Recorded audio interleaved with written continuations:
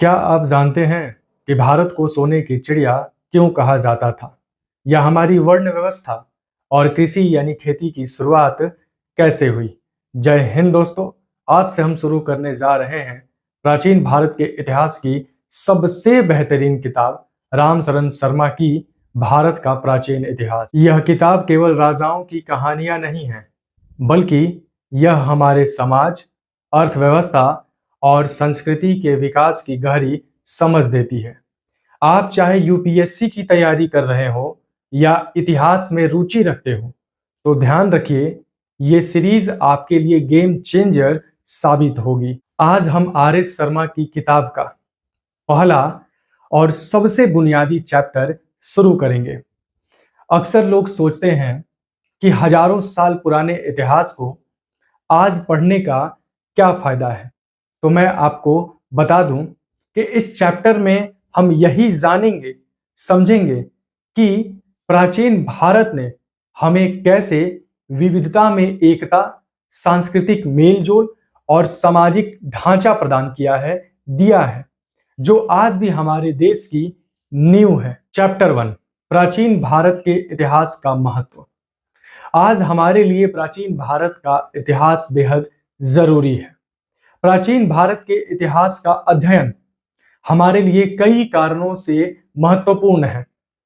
इसमें हमें जानकारी मिलती है कि प्राचीनतम संस्कृतियों का विकास लोगों ने कैसे किया, कब किया और कहां किया। इसमें हमें जानकारी मिलती है कि लोगों ने कृषि यानी खेती की शुरुआत कैसे की और संग्रह करने की प्रवृत्तियों को विकसित कर, यानी इकट्ठा करने की नीतियों को आगे बढ़ाकर उन्होंने अपने जीवन यापन यानी जीवन जीने को कैसे सुरक्षित किया और व्यवस्थित किया। इस चैप्टर में हमें इस बात की जानकारी मिलती है कि कैसे प्राचीन समय में भारतीयों ने प्राकृतिक संसाधनों का पता लगाया और उसके प्रयोग से जीवन यापन यानी जीवन जीने के साधनों का निर्माण भी किया। इस चैप्टर में हमें इस बात की भी जानकारी मिलती है कि कैसे प्राचीन निवासियों ने भोजन, आश्रय यानी घर और यातायात के साधनों का इंतजाम किया। इस चैप्टर में हमें ये जानकारी मिलती है कि खेती, बुनाई, कताई, धातु निर्माण इत्यादि कामकाज की शुरुआत कैसे हुई, किस प्रकार हुई। इस चैप्टर में हमें ये भी जानकारी मिलती है कि कैसे वनों यानी जंगलों को काटकर गांव, गांव से शहर और अंततः साम्राज्यों की स्थापना कैसे हुई, किस प्रकार हुई। लोगों को दरअसल तब तक सभ्य नहीं माना जाता जब तक कि वे लिखने पढ़ने के कौशल को ना जान ले।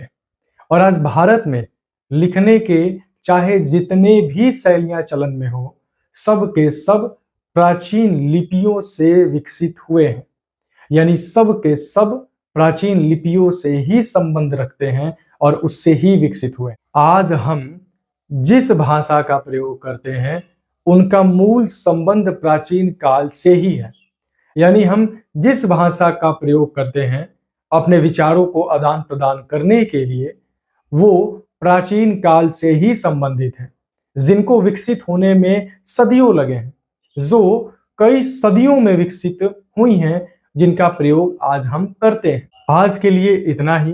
क्रांति की यह मिसाल सदैव जलती रहे। जय हिंद, इनकलाब जिंदाबाद।